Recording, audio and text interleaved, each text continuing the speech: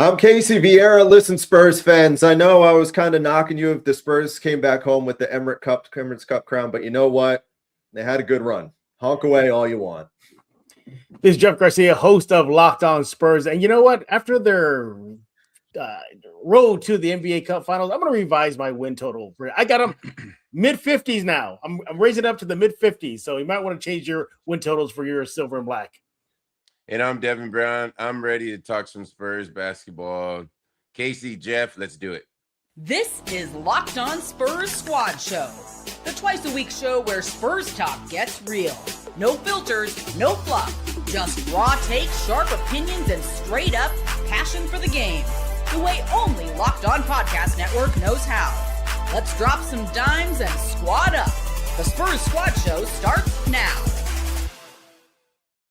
Indeed, it does. And tonight's episode brought to you by Game Time. Be sure to download the app, create an account, and use code LOCKEDONNBA for $20 off your first purchase. Welcome into the Spurs Squad Show right here on Locked On Spurs, part of the Locked On Podcast Network, the number one sports podcast network in all of the land. The host of the title pod in the middle, Jeff Garcia. Devin Brown, NBA champion. To the right of your screen, I'm Casey Viera. We have an NBA Emirates Cup championship game to recap, for better and worse, and it puts a bow on really an eventful mid-month of December that it was for this Spurs team. So coming up, we're going to hit on that. Segment number 2, we're going to talk about how they work Victor Wembanyama back into the equation as he makes his continued return, if you will, to get his feet back in the thick of things as the schedule gets a little bit tougher. And coming up in segment number 3, we'll hit on that, the month of December, because just when you thought they were getting a break, not so fast. The schedule just getting right back into the thick of things, and we'll wrap things up talking about what we're looking forward to before we get together this time next week. But the Cup as a whole, collectively, a lot of reason to smile despite things not going the way of Wemby and co. Of course, going down in the championship game to the Knicks, 124-113, but you focus on the positives of it. You focus on the fact that a young squad that showed up in the spotlight, that took care of business against some of the best teams in basketball and almost closed out the deal with a crown. So, Devin, you're hitting leadoff tonight. Your overriding sentiment now that this thing's over and now that we can focus into 2026 and beyond. Okay, what I've learned is, number one, the Spurs look good with or without Wemby. If we run into some situations where, he has to take some time away for whatever reasons, or if he gets hurt, re-aggravating something, I think Spurs fans are comfortable with him being out with the roster that we have.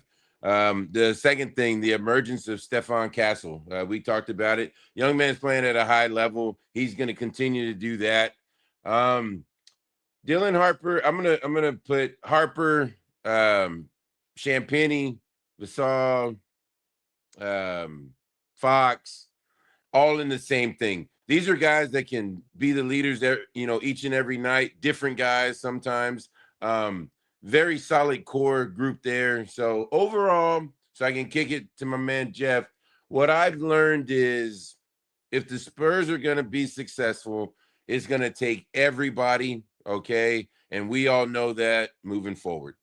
Yeah, we absolutely do. Yeah, this team as a collective is potent on both ends of the court, and this team displayed their depth during their road to the NBA Cup Finals. But what stood out for me is beyond the X's and O's, beyond the stat sheet.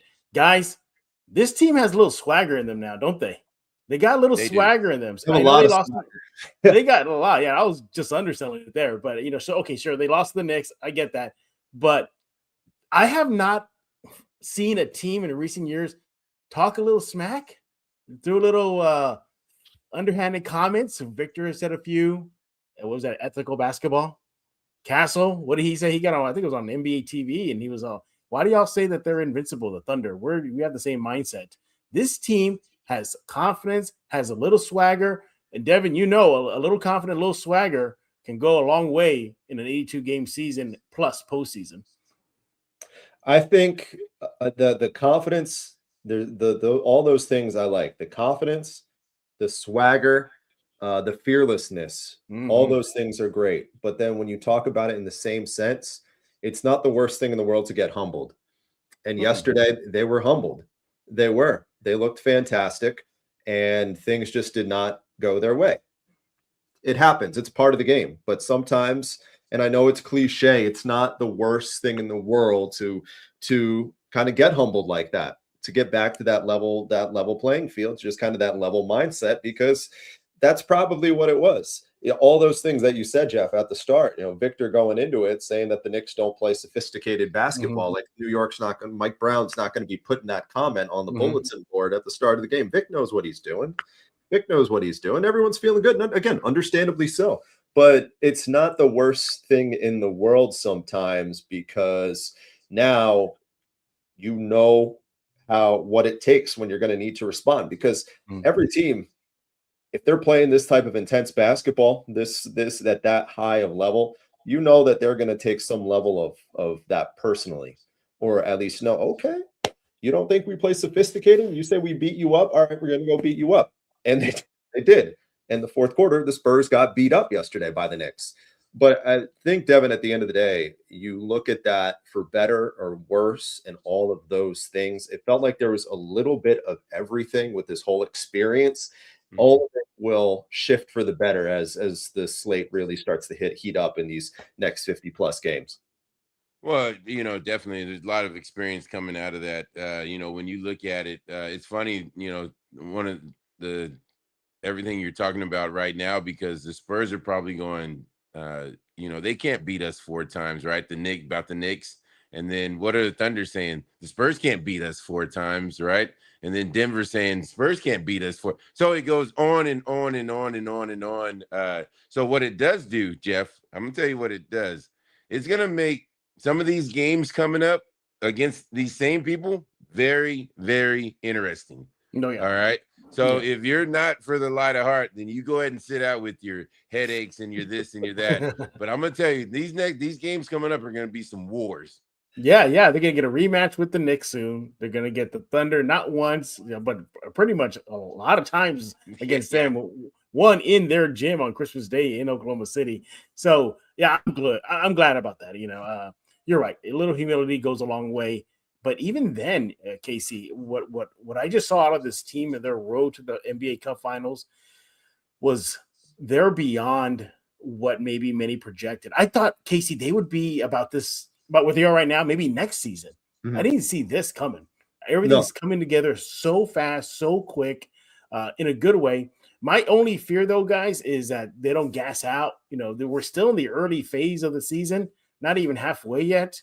I want to see how they react when they hit those dead months where it's just, all right, can we get the season over with already? That's the thing with the NBA. You can already project who's going to be in the postseason before it's even over. But that's my only fear, is that I don't want them to peak too soon, Casey. I think that's a valid concern, because they wouldn't be the first team in the world to do that. That looks like they're going to exceed expectations, and then they kind of hit that wall, and they don't hit that wall and find a way to get up and get back over that wall. They hit that wall like a bug. They splat, and then they go all the way down. And I think that with the Spurs team, I think that's a concern, because I think that's a natural concern. But for all those things that you just said, that you just mentioned, the aspect of confidence, the aspect of that they were doing this without their star for essentially the most part, the aspect that they know what it takes to belong.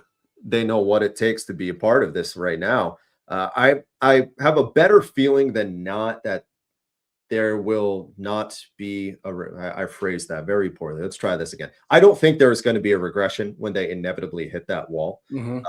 But I know that that's a inevitable aspect of it.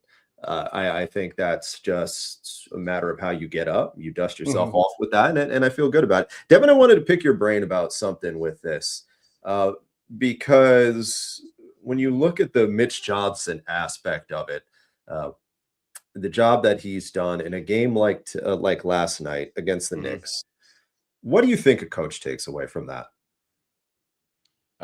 Well, I'm hoping that he's not regretting a couple of the decisions down the stretch. I feel like that could probably, being the competitor that he is probably eating at him. I know, and we all know, that Victor was on a minutes restriction. Mm-hmm. But when the Knicks went on their run, I go to the big fella in a timeout, and I go, may have to extend you a little bit tonight. You good with that? Being pretty sure that Vic was going to say yes. All right. So my concern with some of the things that went on, I hope it doesn't eat at him, but there's nothing like having another game coming up soon. Yeah. And as soon as the ball gets thrown up, he'll get over and get on to the next one. But Mitch, I'm not going to kill him too much because he's doing such a great job with a roster that is so deep. Okay. And they're going to run into a problem getting some of these guys regular minutes, but that's not my problem. That's his. But that's the thing, Devin. We got to keep this in perspective. We only had 2 games of them at full power. That's it. That's it. Essentially, that's all we've had. Essentially, just 2 games of them at full strength, and you got to wonder what this team is going to look like at full power in the next 2-3 weeks. You heard Mitch Johnson say during the Cup run that the one thing this team just needed was chemistry and time and cohesion together. Well, they're getting it. And they're getting a lot of it, too, because they're going to be on the road after Thursday again for a long time. Yeah. So, can I say this, Jeff? Go ahead. And I say this because I've been in 2 or 3 different types of a locker room. And where Mitch is going to really earn his pay is when the egos start happening. All right? De'Aaron Fox is the highest paid player on the team, correct? We all know Wemby's the star. Okay? But you got an emerging guy in Castle. You got Dylan Harper, who doesn't take a backseat to anybody. You got Keldon, who's been here the longest. You see what I'm saying? I can go on and on and on and on. Hey, if something, Casey's buddy Vassal out there taking whatever shot he wants. And so what happens is how are you going to manage all this if you do hit a wall and it goes south a little bit? That's when an NBA coach really becomes an NBA coach. Yeah. I was wondering, I guess in the immediacy, not to be prisoner of the moment, when the Knicks were going on that run, and really in the back end of the third quarter, I was kind of wondering where the Keldon Johnson, he KJ only played 16 minutes in the loss. And for a game that Mitchell Robinson is just eating the glass, eating Victor alive, giving up second chance points. The Spurs giving up second chance points. Josh Hart is doing his psychotic thing that he always does, just sees a loose ball and he's going nuts. I was wondering, I was like, can we put Keldon's level of psychosis back in there to try to even this thing out a little bit? Because I feel like Keldon, I feel like Keldon Josh Hart is the perfect blueprint for Keldon Johnson. Like the perfect blueprint. I used to think it was for Sohan, but no, it's the perfect blueprint for Keldon Johnson. Just positionless, just go out and be a nutcase. And you're watching Hart do those things that he does for the Knicks. And I'm thinking to myself, I was like, can we get Keldon minutes here? Because like you said, Vassell cooled down. Yeah. Harrison Barnes didn't hit a 3 the entire stay in Las Vegas. But again, that's prisoner of the moment. You look past it. He didn't go that route. I'm sure if you mentioned that to him, he would have probably said the same thing. As a coach, Mitch is playing some of these guys off of the last game or the last 3 games or the last 5 games. Yeah. So when you say Keldon only, got 16 minutes, well, you're at full power again, right? You got Wemby. So now your thought process is different on the matchups against the Knicks and who's playing well alongside Wemby. Right. So your lineups are going to essentially change throughout the game, and the game is moving so quick that, you can't just, everybody stop, Wemby go right here, let's get some guys over. You can't do any of that because it's not practice. You see what I'm saying? So, Harrison Barnes has been so effective all year that you can't limit his minutes because you're thinking he's going to make his next shot and it's going to help us. So you as a coach, you just get caught up. The next thing you know, it's the fourth quarter. Yeah. No, that's fair. I think it was one of those deals, though, where that was kind of a read that needed just to be made a little bit better, ride in the hot hand a little bit. Because then you look on the other side, Tyler Kolek had a legacy game, and who's sitting on the bench the entire time when this has happened? Mikal Bridges.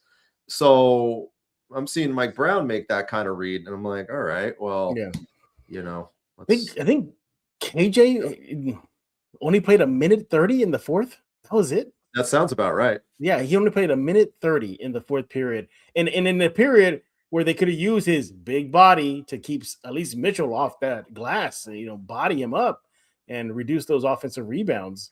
So, yeah, I mean, that's an adjustment right there that Mitch should have caught, didn't catch it moving forward. I thought that he would catch that they were getting so out offensive, just outboarded in general. I already thought that he was going to throw out Sohan at one point. I go, just throw a body out there. They're eating you alive, and he didn't even do that. They didn't really, I think maybe the exception of a minute or two in the first half, they never went double big. We were kind of wondering if they would do that. But, I mean, on the other side of things, you're not going to go double big when Cat was sitting midway through the third and then midway through the fourth. And there's no reason to go two bigs if the Knicks aren't doing it. It is what it is. We can keep second guessing. But I think at the end of the day, we look at it as a whole, and it's hard not to say that you want to come back with the cup. It's a bummer that they didn't. But, at the end of the day, to say anything other than this was an immensely successful trip would just be silly. It was. Yeah, it was. And I thought so. All right. Coming up on the other side, going to talk about Victor Wembanyama, of course, making his first two appearances in Las Vegas, our first two games since injuring his calf a month ago. Mixed bag, some of it off the court stuff that perhaps playing a factor.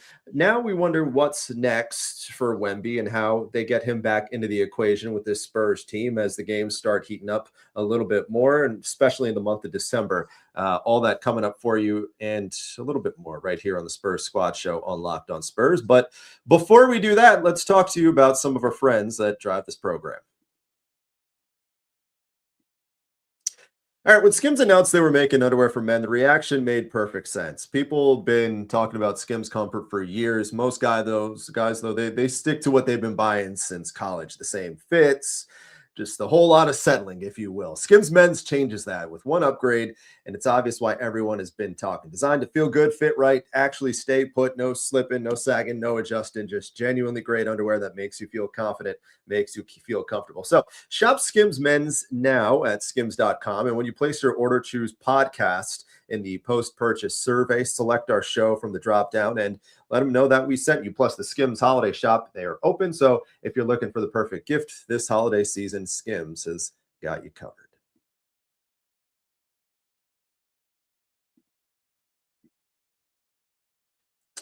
All right, welcome back into the Spurs Squad Show right here on Locked On Spurs. As always, thank you for making us your first listen every day, whether it's the Squad Show, the title pod, the postcasts, following every game. You're the ones who make the Locked On Network, the #1 sports podcast network. As you know, you already live your team every day. Now take it up a level and go ad-free. Join the Everydayer Club and get Locked On Spurs. No interruptions, members-only Discord access, and more. $5 a month, $50 a year. Go to LockedOnPodcastNetwork.com or check out the link in the show notes to learn a little bit more, which means you get the three of us at a discounted rate. I'm not sure that's a good or a bad thing. It's a good thing. We're selling a product here. It's a good thing. That's for sure. Hey, I know another good thing. Victor Wembanyama back healthy and slowly finding his way back into the swing of things, making his first two appearances after missing just about a month with the calf situation, both of them coming off the bench. Yesterday, not a terrific showing against the Knicks, and a game that they were out-rebounded by 17, 59-42, giving up 15 rebounds to the opposing team's big, 10 of the offensive variety. Victor did not seem locked in. We come to learn that his grandmother passed, or he found out about his grandmother's passing somewhere ahead of the game yesterday. He looked like he was slightly out of it from start to finish, never settled in, and we kind of got a little bit of an answer why. An update today about that. We were kind of speculating as to, this being potentially another extended absence for Victor, not listed on the Spurs injury report. So whether that is to suggest that he's not injured, which we know that he's not, or whether that's to suggest that there will be a subsequent report or something to talk about Victor not being available. We'll find that out. That said, though, guys, what we do know is that he is back, and there's going to be a little bit of an acclimation period to try to get it work. Jeff, I know you were, you liked the bench experiment for the first day. I know all three of us, we were like, all right, let's veer away from it again. They went back to it. It was, again, a little bit of a mixed bag. Certainly not the good side that it was against Oklahoma City. What's your biggest concern right now trying to get him back into the swing of things with these guys? Biggest concern, just really his motor. Coming off the bench, not playing. I think he only played 20-ish minutes in the last 2 games. So he's going to start spiking up to that 30-plus minute range soon. He admitted that he was tired after his return game. And again, you excuse him for his performance in the finals, like a cup finals, I should say. But I'm worried about just his just gassing out soon. You're going to have to start extending his minutes little by little by little.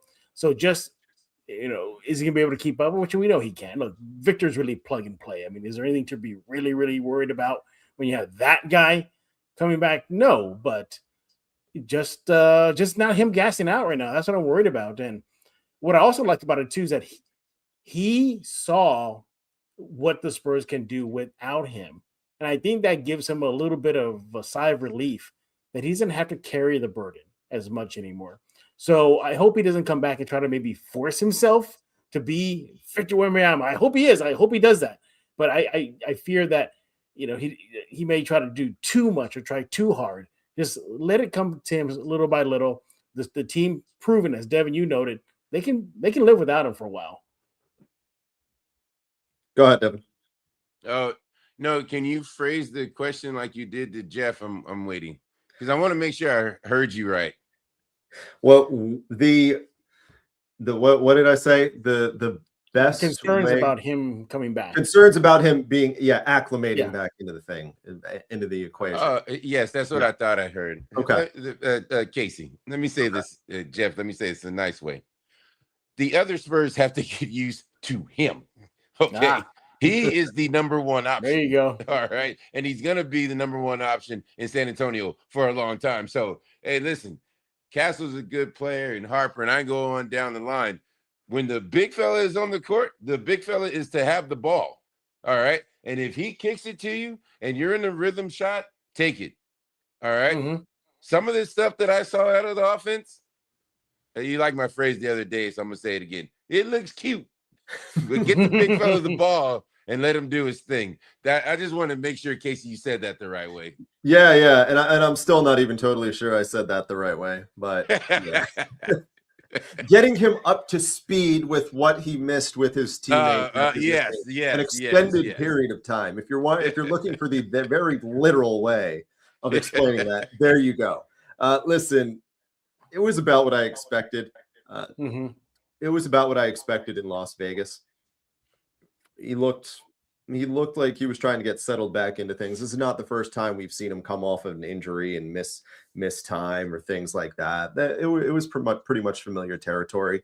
The championship, and again, we subsequently found out why his head wasn't there.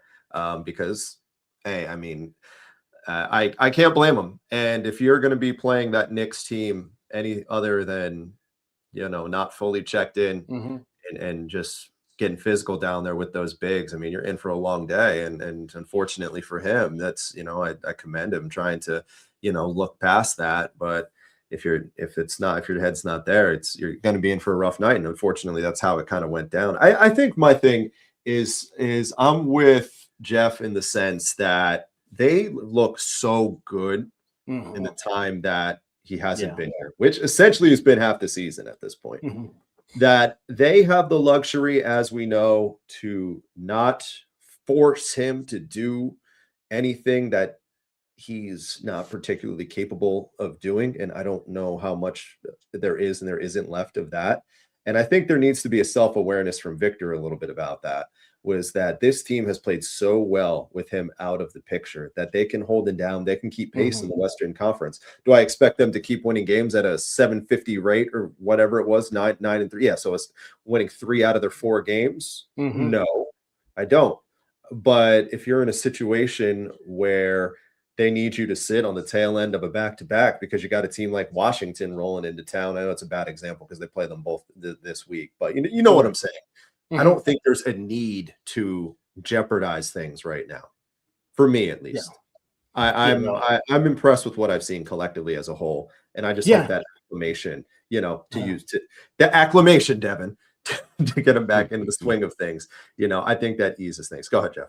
No, I would say, Devin, I'm pretty sure that was, probably magnified by a billion when you had Timmy on that court. I'm sure whenever he came back from either a rest or a low management or just an extended time away.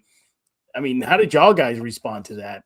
Did Pop say he's back? Everybody get to him, or did Timmy really try to get involved? Hey, didn't need Pop to say it. All Pop would say is thumbs down for ice. Okay.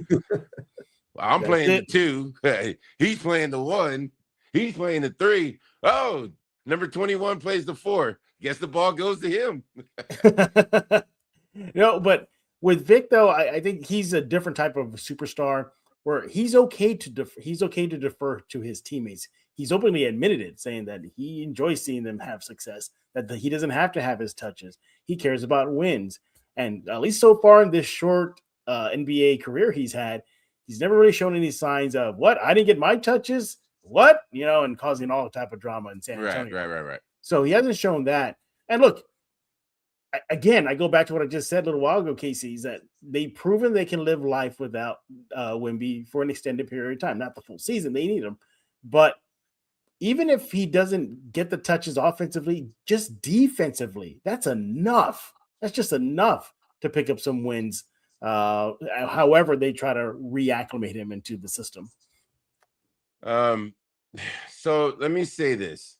He missed 12 games. If I have that number off, I apologize. But to come back in these 2 games, right, and to see, some of his performance, like these runs he goes on by himself. That's a credit to Victor himself, right? Y'all told me he had a health coach, and I didn't know what that was. And now after doing some research, I understand who that guy is and what he does and why he's so important to Wemby.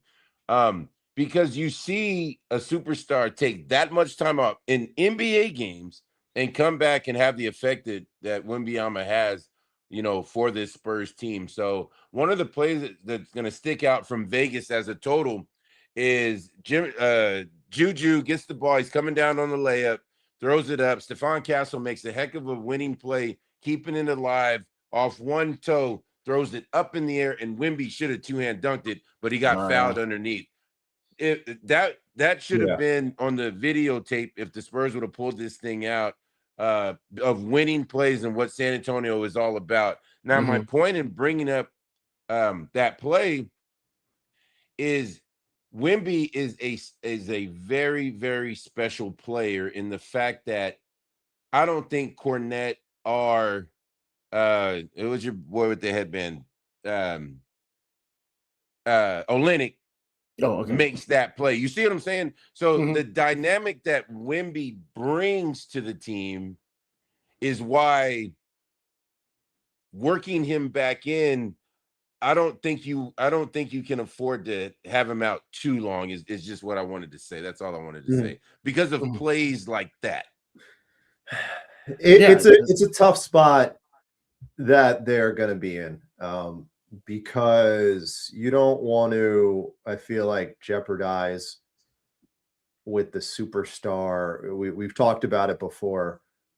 When it comes to navigating an injury with something like this, you have to be mindful of the superstar status, I feel like. And how this whole thing went down, you're kind of wondering, well, when was he going to get the green light? Because we were just kind of, as a whole, we were saying, okay, is he going to get the green light? We don't know these calf situations. Everyone thought that Laker game he was good to go, and he didn't play. And I mean, not that we're really overly concerned about that right now, but I think that when Devin talks about the winning plays and things like that, I think it's a kind of a good reminder that they can do this while Victor has such an impact on it. They're doing this without him, and then when he's out there, it's just amplified even more. It's just turned up to 11, and they're doing these things. And if they can sustain that, you're feeling really good. But I think you know me on this program. Maybe I'm a worrier, maybe I'm a skeptic. I don't know what it is. When it comes to the health stuff. And on the Victor side of things, I'm just hoping that for him, everything stays aligned right now, because the way things have gone so far, it's been a little rocky. But if it stays rocky, I feel all right that they're not winning a playoff series without him, but they're staying afloat without him. Yeah. Well, it's been rocky for the last 2 years. If you really think about it. This year, he's been out. Last year, he was out with a blood clot. So, again, we're seeing a delayed, fully formed Super Saiyan. Sorry for the anime reference, everybody. Powered up Wemby on the court. We haven't seen that still. Look, what he's been saying, Devin, since he had the blood clot issue, that put his life in perspective. So he's very contemplative. I hope they didn't scare him to the point of, well, is basketball really everything in my life? They're going to put that seed in his head. I hope not. And I don't think it does, but knowing his demeanor, knowing his mentality, he's going to be, you know what? I'm going to come back and I'm going to be ready, but I feel this team is good enough to be okay without me, stay afloat. They proved it over and over again this season. And when I'm back, at full power, here we go. Because again, we're still having a delayed Victor Wembanyama generational mode. We got glimpses of that in his rookie season. Right. We got a handful of those in his sophomore season. But since he's been back, Casey, can you help me out? Has he had one of those, oh my goodness, did you see Wemby play last night moments? I haven't really felt maybe one. Of the back from the blood clot? No, this season. Well, I guess, technically back from the blood. So you're opening night. Opening night, what did he do? Let's see what he do. What do you have? 40 and 15 opening night or whatever it was? But okay, fine. But that's my point. They're far and few between, aren't they? Yeah. It's like he has these good games, and you look at the stat sheet, he played great. But I just feel like those I get what you're going for. Performances. I get what you're going for, because it feels this year there has been a level of vulnerability with Victor that's kind of been exposed, whether that's him continuing to come back and figure this thing out from a blood clot. Could be the fact that it's year 3 and the book is out on Victor at this point. Teams have 2 years of tape to know what works and what doesn't. There was the Phoenix game, he looked awful. The Laker game, he looked awful. But then he responded with that whatever monster showing that it was in Chicago, where he had 13 points in a row to close the game. So I just think it's kind of the ebbs and flows of a season. And then it's even more so when it comes to him and trying to just figure out, what it is, what it's going to be. But I agree. I agree with that sentiment, because I feel like, you're waiting on it a little bit more, but I don't think it's as dramatic as it might seem. Go ahead. I'm gonna throw this out there, Casey. Get your Devin too. Could you label Wemby an inconsistent player? I'll give Devin first crack at that. Yeah. Oh yeah, thank you, Casey. Well, actually, he's not. Maybe I'll get first crack, because I don't want to. No. He's not Jeff. He's not inconsistent. He's not. No, and I'm glad you said this. He's not inconsistent with his body type. His body type. How many games? There's 82 games. How many games with his body type is he built for right now? Less than 82. Oh, yeah. The number, Yeah. what is it? 40, Oh, 40, I say 42, 43. That's half a season, Devin. Listen, Holy what smokes. Casey's talking about is Phoenix, LA, they bodied him. Yeah, they did. They bodied him.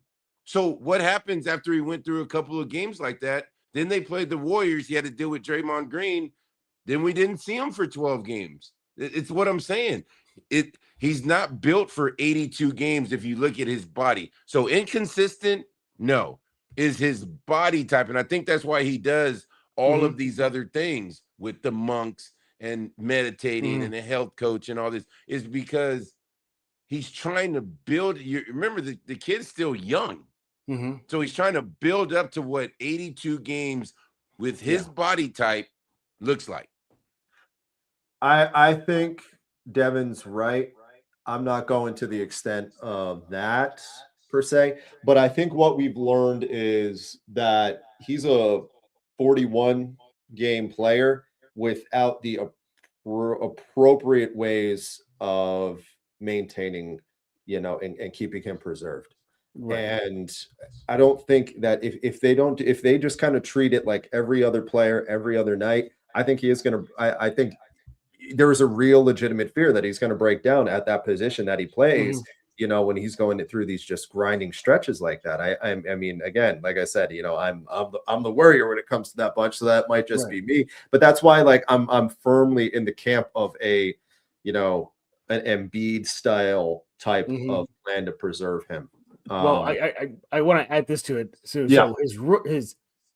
the 23-24 season, he played 71 games. Right. And then 24-25, 46. And this year, again, too early, but 13. Right. So well, is that a pattern? No. Well, I think last year was little bit of an outlier. Yeah, outlier. A little bit of an outlier, but there were cautionary things I felt like last year. Like an example, and this is why you go out and you get Luke Cornett. They did not have a sufficient big to spell him. Yeah.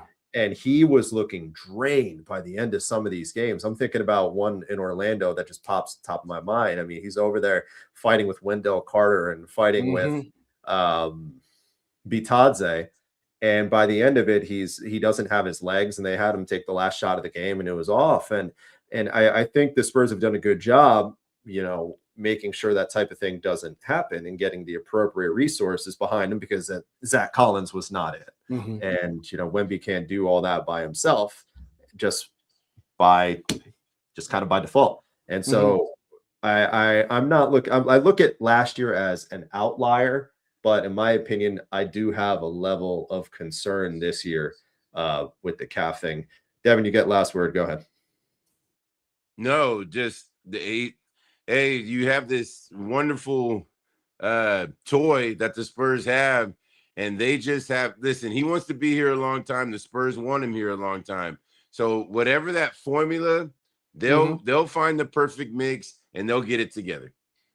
All right, they'll try to find that recipe coming up in the last few weeks of the month of December, because while they come back home for the Wizards tomorrow, it gets just as difficult the immediacy right after that to close out 2025. We'll talk about that and some of the things we're hoping for before we get together this time next week right here on the Spurs Squad Show on Locked On Spurs. But before we do that, I want to talk to you about a little more about our title sponsor tonight, Game Time. And a message for all the soccer fans we got in the chat. World Cup, you might have heard, coming back to North America for the first time since '94. Well, with 48 teams, the first time ever, it's going to be big. It's going to be massive. And let's be honest, it is going to be hard to try to get tickets. That's why the Game Time app is clutch. Finally, it gives the fans a real advantage when it comes to getting some seats.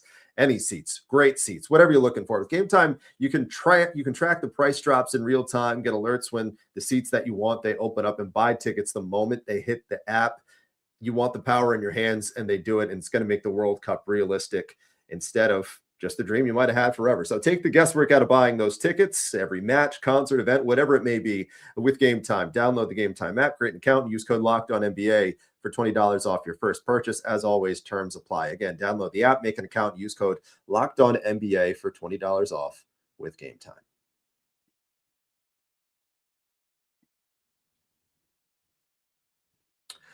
All right, bottom of the hour here on the Spurs Squad Show, right here on Locked On Spurs. If you've been hanging out with us for a little while, you know what we're all about. Three fellas who love talking about basketball. Got a few shows. We collaborate on Tuesdays and Thursdays if the Spurs aren't playing, and a meeting of the minds to talk about what's on our minds and the daily happenings with San Antonio Silver and Black as we enter the home stretch of the 2025 part of the 25-26 season. And as we know, the month of December has essentially been a rodeo road trip in itself. It's on the road for, when you factor in latter portion of November, on the road for 20 out of 22 days. And they come back home after a stint in Las Vegas. They actually kind of got a raw deal out of this because they come back to town. They were supposed to be playing tonight against Washington. Right, had they not won, but they won. So what's your prize? That game's moved to Thursday. So now you have a back-to-back, at least the first one's in your building. You have a back-to-back, home, then Atlanta, Saturday off, going back to the District of Columbia, back home. You got OKC, and then on the 23rd, then you have OKC on Christmas.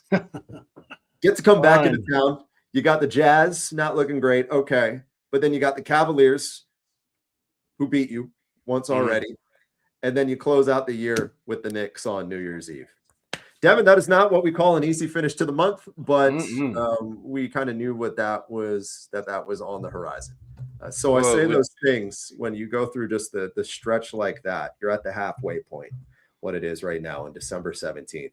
How do you get through these last 2 weeks to close it out on a high? You got to play the games that are on the schedule.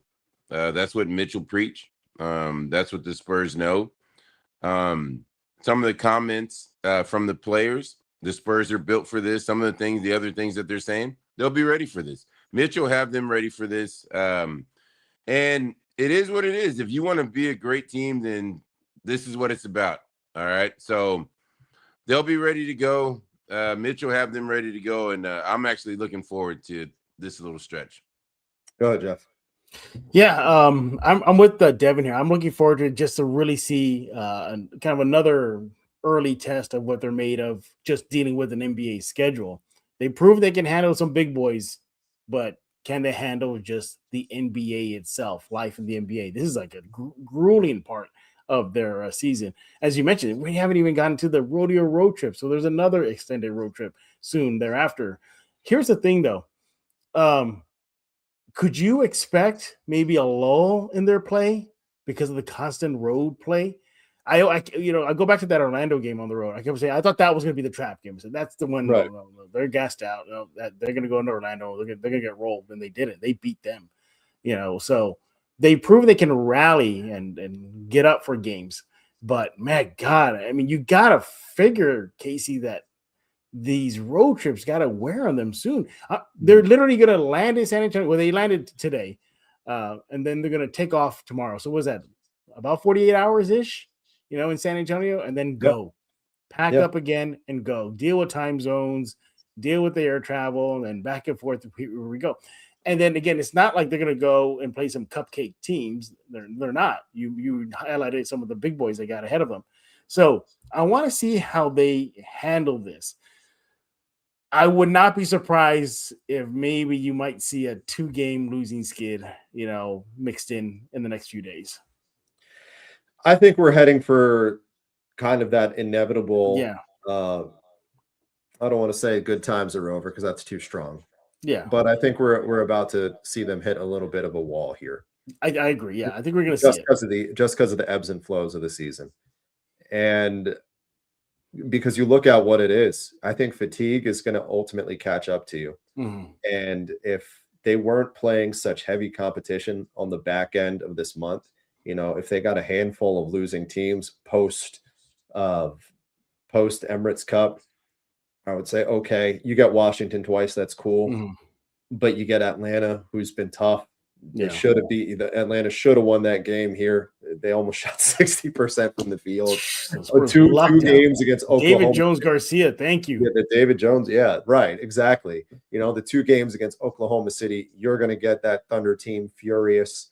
The Cavaliers, the Cavaliers are playing are going to need to play with a level of desperation because they're losing ground in the East, and they're talented. And then, of course, the Knicks, you just saw, you just learned what they were all about yesterday. Mm-hmm. I think there is a little bit of a regression that's kind of looming, especially if Victor is going to miss some time, for unfortunately the circumstances outside of basketball. But listen, you can go through these stretches of losing games if you're winning these games at the start of the month. Some of these games that you're not favored in, games like they were in LA, games like in Denver, that game in Orlando where they're going in there with like 7 hours of sleep, and if that, probably like 5 hours of sleep, right? And going in and you buy yourself the luxury of, when you get into this grueling stretch like you're having, you can get through it. You can afford to have a loss. You can afford to have an off night. Not a ton of off nights, but you can afford to have an off night. And Devin, I think that's why I think a regression is kind of looming, I'm not panicking. Because they haven't really given a reason to panic. You want a player's answer about this schedule? That's why we hang out, dude. Okay. All right. So don't you have a young man in Vassell from ATO? Yep. Yes. Okay. Stephon Castle too. Castle too, yeah. The only thing they're going to be worried about is getting in so late. All right. ATL, you're always up for that game. They got a great arena, great crowd, great place to play at. If you can't get up for that game, one of the fans sitting about 4 or 5 rows will get you up. Okay? They talk bad to you in Atlanta, so you'll get up for that game. Washington, same thing. You're coming down that big tunnel. They got a lot of people hanging over that got a lot to say about that Spurs uniform, right? So the Spurs will be ready. Like I said, you just got to take it game by game. If you get an hour in a town, and speaking of Washington, when we used to go there, we stayed in Georgetown, and they got a great cigar bar right up the street from the hotel. So you can go in there and relax. My guys in there take care of you. They're great people in there. So you just got to go, okay, if we're going to the ATL, we get there late night. Hey, we're a no excuse basketball team. Let's go. All right. Then you go on to the next one. Then you go on to the next one. The players don't look at it. They look at it differently from what you guys look at it, because you're getting paid a lot of money to play. And when you go play, especially the guys that are from Atlanta, that's your opportunity to show teachers and people you grew up with. So those guys won't have an excuse, and they'll get their teammates ready. When you go to Washington, other people might have family members or whatever that are like, hey, we came to see you play, Mr. Brown. And so you got to get up for these games, and so they will. But the 2 OKC games, I believe Santa Claus is mad at Wemby. He must like Chet or something, because I don't know. But hey, they'll be ready for those two as well, Casey. Yeah. That I'm looking forward to that game in OKC, because the OKC fans are PO'd right now. They're out for blood against Spurs fans if you go on social media, and that was the players too. I mean, have you seen the stuff that's been flying about between OKC fans and Spurs fans lately? It's fun. It's fun. If you just, as a spectator, don't participate, just watch. Right. So I'm getting up for third party from the outside. Right. Yeah, exactly. But you're right, guys, Devin. Let me say this. I have to mention this. When I was with New Orleans, we were misplaced because of Hurricane Katrina. That 1 year. Yeah. That 1 year. And those fans were like that. And we were 37 games from the 8th spot. We were bad, Jeff. We were bad. And you in particular are the main reason the Supersonics don't exist anymore. No, sir. I had nothing to do with that. You might want to talk to Clay Bennett about that one. I was not a part of that, but I know all the stuff that happened. You are the reason that Oklahoma City turned out so well, and all I heard was he walked in. He said, "Hey, we need a new practice facility in Seattle." They said no. He was like, "We're going to Oklahoma." I saw what that 2 guard did over there. He felt good. Yeah. Hey, Casey, I didn't have nothing to do with that. You're Devin. Him and that stocky Paul kid from Wake Forest. Yeah. Oh, it wasn't just us. You can blame David Paul and Tyson Chandler. Hey, might as well get all of us in there. Yeah. Hey, Go right down the line. the Saints almost made San Antonio their home. It was close. Hey, you remember when they were here? Yeah, I remember They're that. practicing at the wonderful Burbank High School. Yep. Hey, how wonderful was that? Like you're driving down 35 and you look over and there's an NFL team practicing. That was awesome. Oh, I know. Awesome to see. Yeah. And San Antonio went for the game. They packed the dome. They packed the dome. They did. Yeah. If I doubt it'll ever happen, but if NFL does come to San Antonio, it will succeed. Jerry ain't letting that happen. Yeah. Jerry ain't letting that happen. Hey, wait, but Devin, going back to your point about playing at home, like you said Devin from Atlanta and Stephon. It's right. I covered games on the road when I was living in New York, and some of the New York area players that were on the Spurs roster. By the time I'm leaving the MSG, I would look in the court. I'm like, oh my god, it was like a family reunion, friends reunion. Everybody just hanging out. Even if you just stay after hours at the Frost, when I'm recording reactions, I'll go into the court and there I go. I see De'Aaron Fox and his wife and the kids and the family. They're all there. I'll see Champagny hanging out with friends that came in to see him. So you're right. Yeah, there is that element that could help them in this second long road trip they got. Gonna need as much help as you can get because it's not going to get any easier. No, it is most certainly not. All right, almost time for us to get out of here on a Wednesday night. Before we do, going to talk about what we want to see until we get together this time next week, as we always do before we hit the weekend break, before we call it a Wednesday right here on Locked On Spurs. But before we do that, one more title sponsor to talk to you tonight. One more of our friends, our sponsors tonight who drive the program before we get out of here. And let's have a conversation about Robinhood.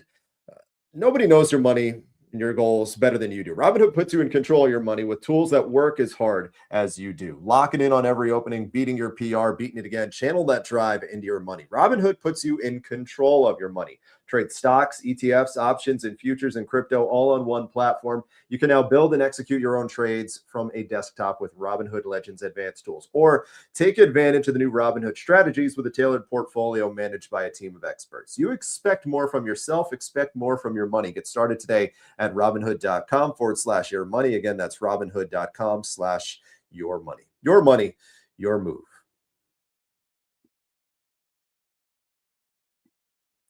All right, so the next time the three of us will be getting together because of the game schedules, again, shifting our Monday, Thursday, or Tuesday, Thursday deal, plus the Christmas holiday. We're only going to have tentatively one squad show next week, next Monday, because of the Christmas and Christmas Eve holidays. So that means until then, we have 3 games to talk about, right? Yeah, 3 games to talk about between now or technically tomorrow. Those 3 games again? I know it's Wizards. Home for the Wizards on that back-to-back with Atlanta, and then in DC against the Wizards. In DC, okay. So it's Wizards, Atlanta, Wizards. Yeah, Wizards at Atlanta at Wizards. Okay. One thing that we're looking for each. What you thinking, Jeff? Those 3 games? 3-0. I see him going 3-0. 3-0. I think you got to get the Wizards game tomorrow. I mean, the Wizards, 4 games? That's all they got. And statistically, San Antonio is 10-2 versus teams with a below 500 record this season. They should be able to get that one. So check. Atlanta, they showed they can survive an onslaught shooting-wise from the Hawks. I think it'll be a good game, though. I think you'll go down the wire, but I got the Hawks. And then, again, you're playing the Wizards again. If you need to pad your record before you play some of the big boys soon, that's the best way to do it. So I see them going 3-0. Battle of the Champagnes. And you remember the last time what happened with the Wizards in town, right? Oh, right. It was a Wemby 50 piece. Wemby 50 piece, yeah. I had an interesting stat here about the Wizards game. I got it here for you guys. Check this out. We're here. I think the Wizards have scored one of their highest points per game average in the last 10 games versus the Spurs at over 120. That shows you just how bad the Spurs defense was over the few years, guys. That's how bad it was. That's The what we call Wizards. growth. That's what we call growth. Devin, what are you looking forward to? Well, we got to take care of business. The fans will be jacked up, ready to welcome them back for this home game. They understand the stretch that's going on. Washington's not going to be a pushover. They got some guards that can play. So take care of business with them. Atlanta back-to-back kind of makes me nervous. Jeff, I'm pushing 2-1. I want to go 3-0, but Atlanta has Jalen Johnson. He's been fantastic. The guy's an all-star. He's an all-star. He is a player. And now, if you follow the Hawks, and we kind of stay on it over here, game by game. Trae Young may be back for the game, so there's another wrinkle with him, throwing up threes from everywhere. And then Washington at home. Like I said, if they go see my guy at the cigar shop, they'll be all right. If they don't, I don't know. But I'm looking for. I love 2-1, 3-0. Jeff, I think would be a bonus. So I'm leaning. You got to beat Washington twice, and that Atlanta game, I'm really worried about that one because Atlanta really plays well at home. You want to know the 4 most dangerous words? Yes. Devin Brown sent me. I like that, Casey. I like that. 4 most dangerous words in life. Devin Brown sent me. I just think they need to take care. I'm not telling you anything I don't already know because I just think you need to win the games you're supposed to. They're supposed to beat Washington. They're supposed to beat Washington again, regardless where you are. If you can lose on the back-to-back in Atlanta, fine. And it'll be the middle of technically a 4 and 6 day stretch. It happens. Road game, good team. It happens. Just beat the Washington team that you're supposed to twice. Take care of business, put them away, and stay happy and healthy with a couple of OKC games on deck. That's all that matters. All right, before we get out of here, there was a little piece of news that came across. Kevin Garnett was saying on his podcast with Paul Pierce that a little bit in jest that he wants to play or not play. I'm sure he would love to play, but take Wemby under that wing a little bit more and be more hands-on with Victor Wembanyama. So this prompted me to think, of course, I know a guy who played pretty regularly against Kevin Garnett, Devin Brown. Do you have a PG favorite Kevin Garnett story that you'd like to share? Yeah, I was part of the tussle on the court at the time when with the Cavs when LeBron thought that KG or Rondo said something to his mom courtside. All right, so I'm right there trying to separate everybody. A bunch of millionaires, billionaires arguing. So yeah, KG. I think his angle here is the mental, side. Obviously, Wemby has a lot of tools offensively, right?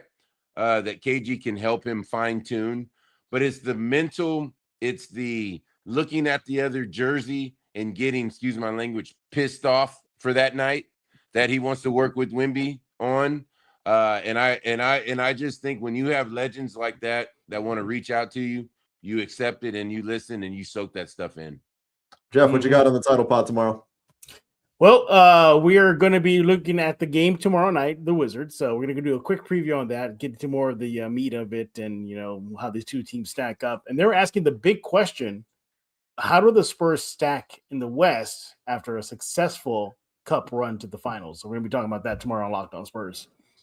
All right. And as always, you're going to be the ones who are hanging out with us once the game's over right here. Devin and I will be back for the Spurs postcast once Spurs and Wizards goes finally back home for the first time since whenever that Memphis game was. It feels like a year and a half ago at this point. Spurs postcast once that thing is done right here on Locked On Spurs. And as we do every episode when we get together, got to show you love.